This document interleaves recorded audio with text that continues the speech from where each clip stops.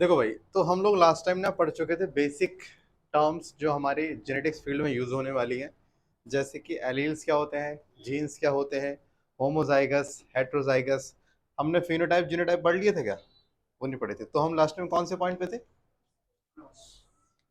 नहीं, कौन सा नंबर पॉइंट? 6 थे। तो अभी हम ना बेसिक बेसिक पॉइंट पढ़ रहे हैं जो यूज होते हैं हमारे चैप्टर नंबर 4।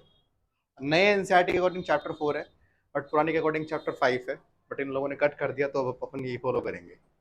तो अभी ना अपन एक चीज पढ़ रहे हैं, वो है फिनोटाइप एंड जीनोटाइप। जरा समझते हैं इसका मतलब क्या होता है। देखो भाई, कोई भी कैरेक्टर जो आपको किसी लिविंग ऑर्गेनिज्म का बाहर से दिखता है बिना उसको काटे पीटे। अभी आपको मेरी हाइट दिख रही है, मेरा स्किन कलर दिख रहा है, मेरे हेयर का शेप दिख रहा है, हेयर का कलर दिख रहा है। जितने कैरेक्टर अभी आपको बाहर से दिख रहे हैं ये सारा फिनोटाइप है मेरा। तो फिनोटाइप का मतलब क्या हम बोलेंगे? This is just a physical appearance. तो किसी भी ऑर्गेनिज्म का जो फिजिकल अपीयरेंस होता है वो उसका फिनोटाइप माना जाता है। अब आप भी जानते हो, आप लोगों की हैबिट है कहने की, सर खली की हाइट इतनी बड़ी इसलिए क्योंकि उसके पास वैसी जीन्स है। हाँ या ना? खली की हाइट क्या मानी जाएगी? फिनोटाइप। बट उस कैरेक्टर के लिए उसके पास जो जीन्स अवेलेबल है उस जीन्स को हम क्या बोलेंगे? जीनोटाइप। तो जीनोटाइप का मतलब होता है किसी भी कैरेक्टर का जो जीन होता है वो उसका जीनोटाइप होता है। तो मैं इसको बोल सकता हूं, this is the genetic makeup. जैसे मैं आपको दिखाता हूं एग्जांपल के साथ। मान लीजिए एक प्लांट टॉल है, तो टॉल उसका क्या माना जाएगा? फिनोटाइप। इस टॉल के लिए उसके पास दो जीन्स प्रेजेंट होंगे जिनको टी और टी के नाम से आप दिखाते हो। तो ये चीज क्या मानी जाएगी? जीनोटाइप। और ये चीज क्या मानी जाएगी? फिनोटाइप। मान लीजिए एक सीड का जो शेप है वो राउंड है, तो राउंड शेप हमको बाहर से दिखता है तो राउंड क्या माना जाएगा? एक फिनोटाइप। लेकिन इसके लिए जो इसके पास जीन्स अवेलेबल है वो ये कैपिटल आर है, इसे हम क्या बोलेंगे? इसका जीनोटाइप। ऐसे मान लीजिए मैंने बोला ब्लैक, तो ब्लैक क्या हो गया? एक फिनोटाइप। ब्लैक के लिए जो जीन्स है कौन सी? Capital B. ये क्या माना जाएगा? इसका जीनोटाइप। तो सिंपल सी बात है, हर फिनोटाइप का एक जीनोटाइप प्रेजेंट होता है। कभी कभी एग्जाम में क्या आता है, आपको एक फिनोटाइप मेंशन कर देंगे। मान के चलिए येलो लिख दिया, बोलेंगे बताइए येलो का जीनोटाइप क्या होगा। तो ये आपको पता होना चाहिए कि येलो का एक जीन का कॉम्पोजिशन होता है। वो आपको याद है तो बता पाओगे, और नहीं पता है तो आप नहीं बता पाओगे। तो पहले सिंपल फिनोटाइप और जीनोटाइप क्या होते हैं आपको ये पता होना चाहिए। हम लोगों ने होमोजाइगस हेट्रोजाइगस पढ़ लिए थे क्या? चलो, हमारा जो नेक्स्ट पॉइंट है इसके बाद वो आता है होमोजाइगस एंड हेट्रोजाइगस। मैंने आप लोगों से एक बात बोली थी कि जीन्स का मतलब होता है डीएनए का एक ऐसा सेगमेंट जो एक पर्टिकुलर फंक्शन परफॉर्म करता हो। और जीन्स की वैरायटी को हम लोगों ने एलील्स के नाम से बुलाया था। जैसे हम सबके पास स्किन कलर है कि जीन है, लेकिन हम सबका स्किन कलर अलग अलग है। इसका मतलब कहीं ना कहीं इस जीन्स की बहुत सारी वैरायटी हम सब लोगों में है। जिसके पास जैसी वैरायटी वैसा उसके पास क्या आ गया? स्किन कलर आ गया। तो जीन्स की वैरायटी को हम लोगों ने क्या नाम से बुलाया था? एलील्स के नाम से बुलाया था। एलील्स का मतलब क्या होता है? Variety of genes. तो हम लोग क्या बोलते हैं, किसी भी एक ऑर्गेनिज्म के पास एक कैरेक्टर के लिए दो एलील्स होते हैं। आपके पास अभी बॉडी में जितने कैरेक्टर हैं हर कैरेक्टर के लिए आपके पास उसकी दो जीन्स प्रेजेंट है, दो कॉपी प्रेजेंट है, जिनको आप एलील्स कह सकते हो। मान के चलिए किसी के पास दोनों एलील्स या दोनों जो कॉपी हैं वो एक जैसी हो, जैसे कैपिटल टी। अगर किसी के पास दोनों एलील एक जैसे होते हैं तो इसको हम क्या बुलाएंगे? Homozygous condition. लेकिन अगर मान लीजिए दोनों अलग अलग हो जाए, कैपिटल टी और स्मॉल टी, देखो दोनों डिफरेंट है ना। अगर दोनों एलील डिफरेंट हो जाए तो हेटेरोजाइगस, और दोनों सेम हो जाए तो होमोजाइगस। मुझे इतना बताइए, स्मॉल ए ये होमोजाइगस में आएगा कि हेटेरोजाइगस में आएगा? होमोजाइगस में। कृपया आप बड़े और छोटे लेटर को बिल्कुल ना देखें, आप बस ये देखें कि दोनों सेम है या नहीं। दोनों सेम सेम कैपिटल में भी हो सकते हैं, दोनों सेम सेम स्मॉल में भी हो सकते हैं। आपको सेम देखना है। तो सर क्योंकि दोनों एलिल सेम है इसलिए ये क्या हो गया? होमोजाइगस। अगर मान के चलिए मैं लिखता हूं आपको कैपिटल ए स्मॉल ए, अब ये बताइए क्या है, हेट्रो है कि होमो है? हेट्रो है। रीजन सुनना सर, क्योंकि इसमें दोनों एलील अलग अलग तरह के हैं, एक कैपिटल में और एक स्मॉल में। देखो या तो दोनों स्मॉल में हो या दोनों कैपिटल में हो तो होमोजाइगस है। अगर कैपिटल और स्मॉल दोनों एक में आ रहे हैं तो ये भैया हेट्रो में काउंट होगा। हेट्रो का मतलब समझते हो ना, डिफरेंट को बोलते हैं कि एक ही के अंदर दो डिफरेंट तरह के जीन्स पाई जा रही है। ठीक है, तो ये होमोजाइगस और हेट्रोजाइगस हमारा हो गया पॉइंट नंबर 8। हम लोगों ने पुनेट स्क्वायर की बात करी थी क्या? चलो तो अभी ना पहले एक काम करते हैं, अपन पहले गैमीट्स बनाना सीखते हैं। देखो ऐसा है, इस चैप्टर के अंदर बच्चे को कहीं दिक्कत आती है ना, तो सबसे पहली चीज है उसको दिक्कत आती है क्रॉस करने में। क्रॉस करने में ना उसकी सिट्टी पिट्टी गुल हो जाती है। और क्रॉस करने में दिक्कत कहाँ आती है? गैमिट्स बनाने में। तो बात करते हैं हाउ टू मेक गैमिट्स। तेरा जोड़ीदार कहाँ रह गया?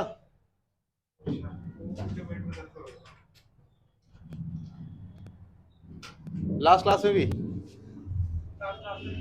और रोहित? देखो बात करते हैं how to make gametes. Gametes बनाए कैसे जाते हैं? तो मैं आपको ना एक बहुत ही सिंपल सी बात, देखो मैं एक चीज आपको बताता हूँ। जेनेटिक्स बायोलॉजी की एक ऐसी ब्रांच है जो अगर किसी को आती है तो एक्चुअल में उसे बायोलॉजी आती है।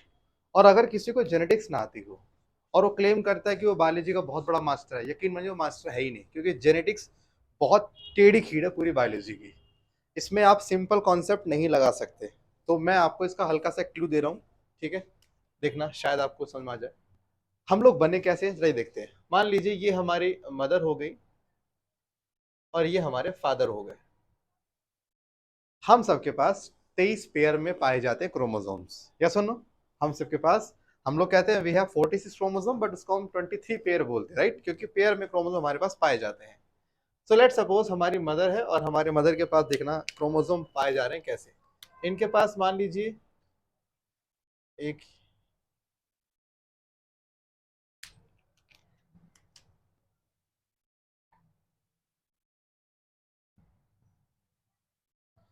ये मैंने दिखाया है एक पेयर, दूसरा, तीसरा, चौथा, ऐसे करते करते करते 23 पेयर्स पाए जाते हैं फीमेल के पास। सेम ऐसी फादर के पास भी होंगे। मान लीजिए एक, दो, तीन,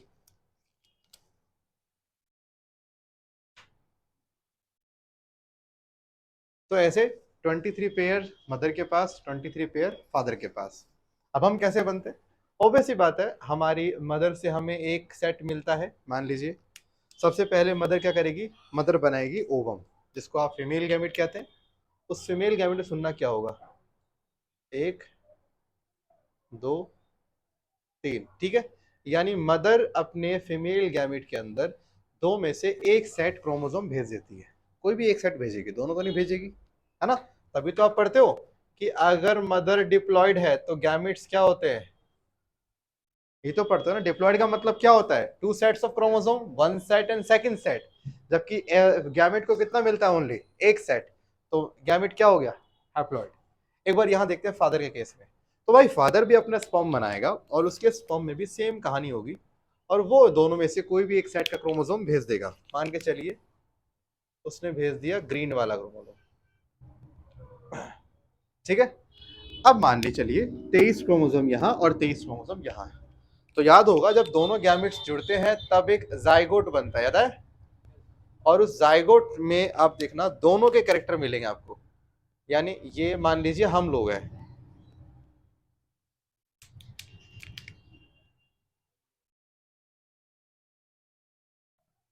ये हम लोग हैं, तो ये है वी, ये हम लोग हैं, ठीक?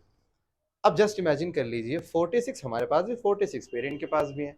हमारे पास जो 46 क्रोमोसोम आए कहाँ से, किसने दिए? 23 हमारी मम्मी से है, 23 हमारे फादर से हैं। उनको कहाँ से मिले? उनको 23 मिले उनकी मम्मी से, 23 मिले उनके उनके फादर से। उनको कहाँ से मिले? यही सेम चीज चलती आई है। मैं आपको बता दूं कि हमारी बॉडी में जीन्स पेयर में पाई जाती है। मैं आपसे क्यों कह रहा हूं कि हर जीन्स की दो कॉपी होती है? देखो हमारे क्रोमोसोम पेयर में होते हैं।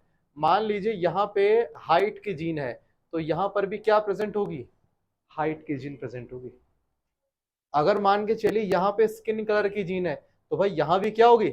स्किन कलर की जीन होगी। याद है ना, पढ़ाते 11th में?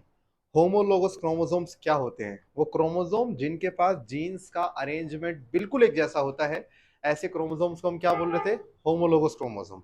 और ऐसे ही क्रोमोसोम पेयर करते हैं। अगर मान के चलिए ये दो क्रोमोसोम पेयर कर रहे हैं, तो पेयर करने का मतलब ये हुआ जैसे जीन्स इसके पास है वैसे जीन्स इसके पास है, तभी तो पेयरिंग कर रहे हैं। तो अब मुझे बताइए ना, यहां पर ये जब गैमिट्स बन रहे थे तो 46 में से 23 क्रोमोसोम एक गैमिट में आ गए। यानी हमने एक बात तो सीख ली, सर गैमिट्स के अंदर हमेशा पेरेंट से आधे क्रोमोसोम होंगे, हाँ या ना? अगर पेरेंट्स के पास 40 क्रोमोसोम तो गैमिट्स में कितने होंगे? 20। ना 19 ना 21। क्या पहले इतना क्लियर है? यानी अगर हम गैमिट्स के क्रोमोसोम पता कर ले तो हम पेरेंट्स के क्रोमोसोम पता कर सकते हैं, और अगर हमें पेरेंट्स से क्रोमोसोम पता हो तो हम गैमिट्स के पता कर सकते हैं। पॉसिबल है कि नहीं? अच्छा, लेकिन क्रोमोसोम जब अलग होता है साथ में जीन्स भी तो अलग हो रही है ना। इसका मतलब पता है क्या? अगर पेरेंट्स के पास दो जीन्स थी हाइट की, तो गैमिट्स के पास सिर्फ कितनी गई? एक ही गई ना। देखो ना, दो हाइट की जीन कहाँ, एक इस क्रोमोसोम पे और एक इस क्रोमोसोम पे। तो गैमिट को तो एक ही क्रोमोसोम मिला ना, तो गैमिट को क्या दोनों हाइट की जीन मिली? नहीं, एक ही मिली। इसका मतलब पेरेंट्स के पास जितने क्रोमोसोम होंगे गैमिट्स में उसका आधा क्रोमोसोम जाएगा। पेरेंट्स के पास जितनी जीन्स होंगी गैमिट्स में उसकी आधी जीन्स जाएगी। मान के चलो पेरेंट्स के पास है 10 जीन्स, तो गैमिट्स में पहुंचेगी 5। यानी गैमिट्स को हर चीज आधी मिलती है, हर चीज, चाहे जीन्स हो, चाहे क्रोमोसोम हो, चाहे डीएनए हो, कुछ भी हो, क्या मिलेगा? हमेशा हाफ मिलेगा। तो अब ये चीज आप याद रखना कि गैमिट्स को हमेशा जीन्स या एलील अपने पेरेंट्स का हाफ मिलता है। अब समझिए कैसे। कई बार क्या होता है, मान के चलिए क्वेश्चन आता है कि मान लीजिए ये एक पेरेंट है जिसके पास दो जीन्स हैं, कैपिटल ए एंड स्मॉल ए। ये क्या है? ये पेरेंट है ना, पेरेंट के पास ये कोई जीन होगी, समथिंग कुछ भी, X Y Z gene. Question ये है कि इस जीन्स, अब मुझे बताइए जब ये पेरेंट्स गैमिट्स बनाएंगे तो उनके गैमिट्स में क्या क्या कंडीशन होंगे? तो भैया देखो, गैमिट्स बनेंगे इसके दो तरह के, का है? एक गैमिट में जाएगा कैपिटल ए और एक गैमिट में जाएगा स्मॉल ए। देखो ना, एक गैमिट के पास, पेरेंट्स के पास दो एलील, तो गैमिट को तो एक ही मिला है ना। यहाँ भी कितना मिला है? एक मिला है। इसका मतलब गैमिट्स में हमेशा पेरेंट से आधे ही एलील जाते हैं। मैं आपको एक एग्जांपल और देता हूं। मान लीजिए क्वेश्चन नंबर 1 हो गया, चलिए क्वेश्चन नंबर 2 भी करते हैं। मान के चलिए मैं दोनों सेम सेम दिखा देता हूं, तो यहां पर भी तो ऐसी होगा, ए ए अलग होगा। लेकिन पता है क्या फर्क है? यहाँ पे दोनों गैमेट्स एक जैसे हैं लेकिन ऊपर गैमेट्स अलग अलग है ना। यानी इस कंडीशन में there is two types of gametes. Yes और नो? यहाँ पर क्या है? Only single type of gametes. Rule अभी फॉलो हो रहा है, देखो, एक इसको मिला एक इसको मिला, हमें अभी भी हाफ है ना। अच्छा, अब मैं क्वेश्चन चेंज करता हूं। मान लीजिए अब कंडीशन ये है, अब पेरेंट के पास दो नहीं चार एलील हैं, तो मुझे बताइए गैमेट्स में कितने एलील जाने चाहिए? दो। क्या बोला था? जितने पेरेंट्स के पास उससे आधे गैमेट्स में। अगर मैंने पहले पेरेंट पे दो दिखाए तो गैमेट में एक दिखाया ना। और अब अगर मैं पेरेंट में चार कर दूं तो गैमेट में कितने जाने चाहिए? दो जाने चाहिए। अगर मान लीजिए मैं पेरेंट में 6 कर देता तो गैमेट में कितने? 3। तो मुझे इतना तो पता लग गया कि सर ये पेरेंट्स के पास चार एलील है, माने इसके आप चाहे जितने मर्जी गैमेट बनाओ, हर गैमेट में दो एलील तो आपको रखने ही पड़ेंगे। हाँ या ना? तो अब यहाँ पे जब गैमेट्स बनाते हैं तो आधे लोग इसका आंसर करते हैं कुछ इस तरह से। सर देखो, एक गैमेट ये बना और एक गैमेट ये बना और एक गैमेट ये, है ना, तीन ही तो बन सकते हैं। मैं आपको बता दूं, आप लोगों ने इसके तीन तरह के गैमेट्स बनाए, जिसमें से ये वाला और ये वाला पूरा गलत है। सर क्यों गलत है? देखो, एक रूल याद रखना। मान के चल लीजिए ये हाइट की जीन का पेयर है। क्या है ये? हाइट का जीन का पेयर। ध्यान सुनना, यहाँ पे हाइट के जीन का पेयर है। लेट सपोज मैं आपको यही दिखाता हूँ, ठीक है। मान लीजिए ये रहा कैपिटल ए, सामने ये रहा कैपिटल ए, ये रहा कैपिटल बी, ये रहा सामने कैपिटल बी, ठीक है। अब ध्यान से सोचना, जब क्रोमोसोम अलग होगा, है ना, क्या कभी पूरा एक सिंगल पेयर एक गैमेट में जा सकता है? पेयर तो अलाउड ही नहीं है। पेयर अलाउड, कभी भी एक सिंगल पेयर पूरे गैमेट में नहीं जा सकता।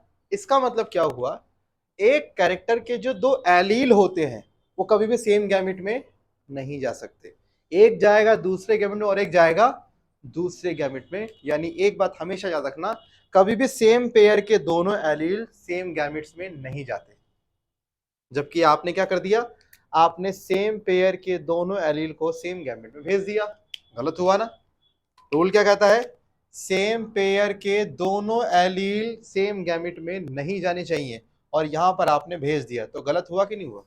और यही सेम गलती आपने यहां भी तो कर दी। देखो तीसरे वाले में देखो, पहली बात तीसरे वाले में दो एलील आ रहे हैं, पहला पॉइंट तो ठीक है। और दूसरा, इसने किसी भी पेयर से दोनों नहीं लिए, हाँ कि ना? उस पेयर से एक लिया और इस पेयर से एक लिया। तो जिसमें ये दोनों पॉइंट फॉलो हो जाए, कौन सा पॉइंट? पहला पॉइंट, एलील हमेशा पेरेंट से आधे होने चाहिए। दूसरा पॉइंट, सेम पेयर से दोनों आगे जाने नहीं चाहिए। जिसमें ये दोनों फॉलो हो जाए वो गैमेट ठीक माना जाएगा। और जिसमें इन दोनों से कोई भी एक पॉइंट गलत माने उसको आप वैलिड मान ही नहीं सकते। तो यहाँ पे सिर्फ ये वाला गैमेट ठीक माना जाएगा। अगर मान के चलो मैं एक आपको क्वेश्चन और दूं, लेट सपोज मैं ये वाला क्वेश्चन देता हूँ, ठीक है? अब इसके बनाने गैमेट्स। तो पेरेंट्स के पास कितने हैं एलील? 4। तो एक बात माइंड में याद रखनी है कि हर गैमेट में 2 एलील रखने हैं आपको, ठीक है? पहला रूल तो ये, आपको किसी भी हाल में कोई ऐसा गैमेट नहीं बना देना जिसमें या तो 1 हो या 3 हो या 4, भूल कर भी कितने? 2, और 2 ही, ना 2 से कम ना 2 से ज्यादा। तो भैया यहां पर आपको दूसरा रूल भी याद रखना कि सेम पेयर से दोनों को नहीं भेजना है। अब आपसे ना एक टास्क रखा गया, अब इस तरह आपको गेम दिया गया कि आपको गैमेट्स में 2 एलील तो रखने हैं, लेकिन दोनों सेम पेयर से नहीं होने चाहिए। तो अब बताइए कैसे बनाएंगे गैमेट्स? तो बड़ा आसान है, देखो आप एक काम करिए, यहां से एक, इस पेयर में से एक को ले लीजिए। किसको ले लीजिए? ए को ले लीजिए, ठीक है? ले लिया। और दूसरे पेयर में से आप क्या करिए, बी को उठाइए, यहां से आ गया एक। अगली बार इस यहां से कैपिटल ए को लीजिए, लेकिन इस वाले पेयर से किसको ले लीजिए? स्मॉल बी को ले लीजिए। लो जी, स्मॉल बी आ गया, है ना? कैपिटल ए का सारा कॉम्बिनेशन पॉसिबल है। फिर स्मॉल ए का कराइए स्मॉल बी के साथ, कैपिटल बी के साथ। फिर स्मॉल ए का कराइए स्मॉल बी के साथ। अब आप देखिए यहाँ पे 4 टाइप बने हैं, ठीक है? मुझे बताइए इन चारों में दोनों रूल फॉलो हो रहे कि नहीं हो रहे? बताओ, मैंने कहीं भी एक पेयर से दोनों लेके गया हूँ क्या? कहीं नहीं लेके गया हूँ। और 2 के 2 मैंने एलील मेंटेन भी किए हुए हैं। यानी कि चारों मेरे गैमेट्स बिल्कुल परफेक्ट है। और अगर कभी आपको ऐसा करना ना आए तो और सिंपल तरीका सुन लीजिए, बहुत सिंपल तरीका। मान के चलिए कभी इस तरह से आपके एग्जाम में क्वेश्चन आ जाए, मान लीजिए मैं आपको इस तरह की कंडीशन देता हूँ, कहता हूँ बनाइए गैमेट्स। तो आप एक काम करो, सही गलत देखो ही मत, जितने 2-2 के कॉम्बिनेशन बन सकते हैं सारे बनाओ। सही गलत नहीं देखना, क्या करना है? 2-2 के जितने कॉम्बिनेशन बन सकते हैं सारे बनाओ। तो आप लिखोगे ये वाला भी, है ना? आप लिखोगे ये वाला भी। सही गलत नहीं देखना, अभी सब बनाओ, जो आपको सही गलत लग रहा है, आपके जो मन में है सब बनाओ। यही 6 केस बनेंगे ना, है ना? और तो केस संभव ही नहीं है। अब यहाँ पे गलत निकाल दो। देखो, सेम पेयर से दोनों आगे गलत, सेम पेयर से दोनों आगे गलत, बाकी सारे क्या है? सही है। ये वो तरीका जिसमें आपको ज्यादा दिमाग मारना ही नहीं है भाई, सारे एक साथ लिख दो, गलत आपको मालूम पड़ जाएगा। कैसे? दो सेम अल्फाबेट जिसमें आ गए, सेम का मतलब सेम प्रोनाउंसिएशन हो, ए बी बी, वो सारे काट देना, ठीक है? अच्छा, अगर मैं आपको एक गैमेट बनाने को दूं, ये वाला, capital A small A, capital B small B, capital C small C, इसके बनाना गैमेट्स। देखो सुनो कैसे करना है। देखो हालांकि मेरे पास इन सबकी ट्रिक्स हैं, बट मैं ट्रिक्स को नहीं बताने वाला, क्योंकि ट्रिक्स थोड़ा सा तुम्हें ज्यादा ना वो आलसी कर देगी। तो इट्स बेटर कि कॉन्सेप्ट समझते हैं। इतना आप समझ जाइए, इसमें 6 एलील हैं, तो हर गैमेट में कितने होने चाहिए? 3। ये सबसे पहला पॉइंट जो आपको माइंड में लेके चलना है। रूल कहता है कि आप एक पेयर से सिर्फ एक एलील को निकाल सकते हो। तो आप क्या करो, एक बार इस पेयर से निकालो, एक बार इस पेयर से, एक बार उस पेयर से, तीनों पेयर से एक एक निकाल लिया, ठीक है? दोनों रूल फॉलो हो रहे हैं, ठीक है भाई। अगली बार क्या करिए, पहले और दूसरे पेयर का तो बिल्कुल सेम रखिए, है ना। तीसरे वाले का क्या उठा लीजिए, स्मॉल सी, है ना। तीसरे वाले के दोनों केस पॉसिबल हो गए। अब एक काम करते हैं, पहले पेयर का उठाते हैं कैपिटल, लास्ट पेयर का उठाते हैं कैपिटल, और बीच वाले का उठा लेते हैं स्मॉल बी वाला। ये पॉसिबल है। चौथा केस, अब की बार बीच वाले का कैपिटल, लास्ट वाले का कैपिटल, और पहले वाले का स्मॉल उठा लेते हैं। देखो, यहाँ पे दो कैपिटल, यहाँ पे दो कैपिटल, यहाँ पे दो कैपिटल। पहले मैंने दो दो कैपिटल वाले केस सारे बनाने, जितने बन सकते हैं सारे बन के दो कैपिटल। अब एक केस लाते हैं कि अब क्या करते हैं, अब रखते हैं एक कैपिटल, ओनली एक कैपिटल, ठीक है। मान लीजिए कैपिटल रखते हैं, फिर दो रखते हैं स्मॉल, फिर यहाँ पे आपके कैपिटल भी, दो स्मॉल, फिर रहेगा स्मॉल ए, फिर स्मॉल बी, कैपिटल सी। देखो तीनों में एक ही कैपिटल है ना बस। और लास्ट का कौन सा आता है, तीनों क्या रखो, बन गया 8। कौन सा रॉकेट साइंस लगाया मैंने भाई, बेसिक सा कॉन्सेप्ट लगाया मैंने। और ये सबसे डिफिकल्ट है, इससे ऊपर कभी नहीं आएगा, तो ये तुम्हारा मैक्सिमम है, इससे ऊपर नहीं जाने वाला। बट चलो, तुम इतना कह रहे हो तो मैं एक क्वेश्चन और दे देता हूँ। इतना करुणा कह रहे सर, नहीं एक क्वेश्चन और, सर एक क्वेश्चन नहीं करना, ऐसी बात नहीं।